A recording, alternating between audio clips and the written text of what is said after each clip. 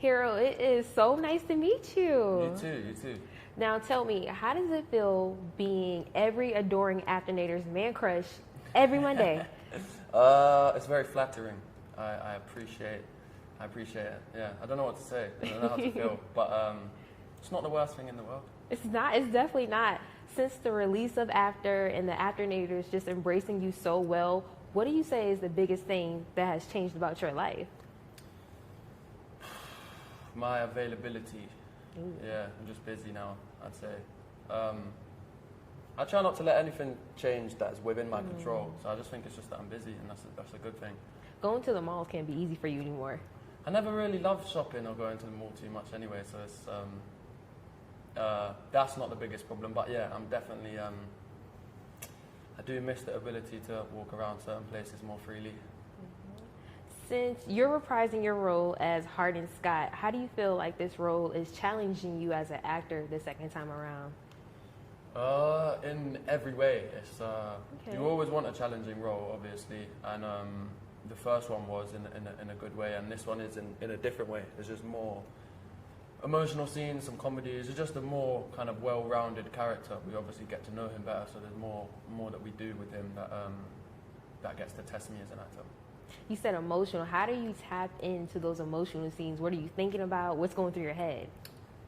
Changes between each one. I know some people like to use external sources to get themselves sad or happy or whatever. I tend to try and do it through the character. I haven't yet resorted to like watching sad videos before I shoot, but I hear some people do that. For me, it's all just like put yourself in the character's shoes, and they'll be, if it makes sense for them to be sad, once you're in their shoes, you will be, kind of thing. So speaking of putting yourself in your character's shoes, Tessa and Hardin have a really roller coaster ride of a relationship. So what can you take from their relationship and apply it to your life? What lessons have you learned from playing it? I say definitely just be honest and open. It sounds obvious, but if you know there's something that someone you know in your life should know, then say it and don't wait till it's too late. Yeah, I think honesty is a good lesson to learn from their story. So true. So in the first film, you mentioned the lake scene was one of your favorites or most interesting because of the snake scenario. Yeah. After reading the script, what scene were you just dying to shoot this time around? I have more scenes with conflict that I haven't done too much in terms of like fight scenes. I wouldn't even say fight scenes, but like that kind of thing where you have a stunt coordinator, and that stuff for me is always cool to learn because it's just different. You don't do too much of it. There are a lot of scenes I was excited for this time around, but I don't want to give anything away. But yeah, can you tell us where it's being shot at least? Where what's being shot? One of your favorite scenes. Where is it being shot? What am I yet to do? We shot one of my favorite scenes yesterday in the hotel room. It's the only scene it's the main scene with Tessa, Trevor, and Hardin, and obviously that dynamic's really fun to play with. I wish we had more scenes with the three of us. Okay, so now you're on set for about 14 hours a day. So when you leave set, how do you unwind? I don't think you need to. You just fall asleep quite quickly after long days. I don't do anything after we finish. On a long day, when you work 14 hours, I just go home and I'm straight to bed, to be honest.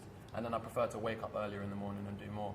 But when you have enough time, go get some food somewhere, or to be honest, we do just end up chilling, the cast and crew or whatever, and then anytime we try and talk about something unrelated to the film, it just somehow goes back to talking about the film. So we're never really off work. When you're shooting, it's all you really think about. So it's cool. It sounds like horrible, but you're just in it, and then when you wrap, that's when you can unwind. Now, this is your second time shooting in Georgia, maybe even your third. Are there any places you like to frequent? When I'm in Georgia, I haven't been around too much. Last year, we're just so busy when we're here. We don't have much time. But Malcolm from Crafty always sorts us out with something to do. We did like an escape room one weekend last time, and he took me out a couple weeks ago. So yeah, there's little things to do, but I haven't figured out where my spots are yet. Okay, thank you. Thank you so much.